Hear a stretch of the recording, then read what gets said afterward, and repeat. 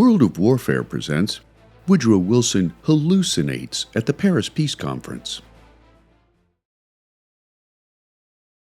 During the Spanish pandemic of 1918, like other presidents before and since his administration, U.S. President Woodrow Wilson attempted to downplay the disease as the deadly pathogen spread to every corner of the globe. Citing key evidence from Wilson's papers, presidential historian Tevi Troy called Wilson the worst U.S. president in terms of handling a disaster. Troy writes in his book entitled Shall We Wake the President? 2 Centuries of Disaster Management from the Oval Office.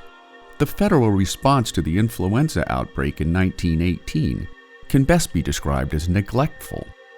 Hundreds of thousands of Americans died without President Wilson saying anything or mobilizing non-military components of the U.S. government to help the civilian population.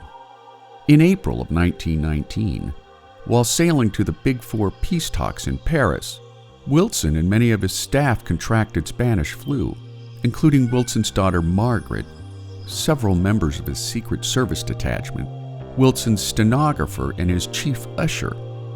While the Big Four were trying to resolve questions concerning German reparations, the creation of the League of Nations, and the threat of Bolshevism, Wilson's hallucinatory response to the flu and its associated high fever severely jeopardized the outcome of the talks. As the president's illness worsened, key aides became alarmed when the normally predictable Wilson began to blurt out unexpected orders.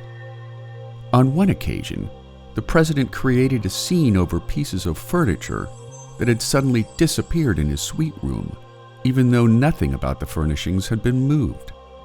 The president further became convinced that he was surrounded by French spies. We could but surmise that something queer was happening in his mind, Chief Usher Irwin Hoover later recalled.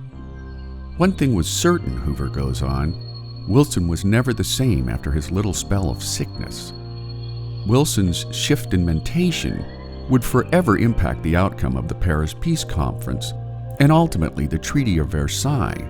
For while Wilson's initial stance was that the winners of World War I should go easy on Germany to facilitate a lasting peace, after coming down with influenza, Wilson conceded to the other world leaders' demands, setting the stage for a settlement so harsh and onerous to Germans that it became the leading rallying call for a revitalized German nationalism, the rise of Adolf Hitler, and the advent of World War II.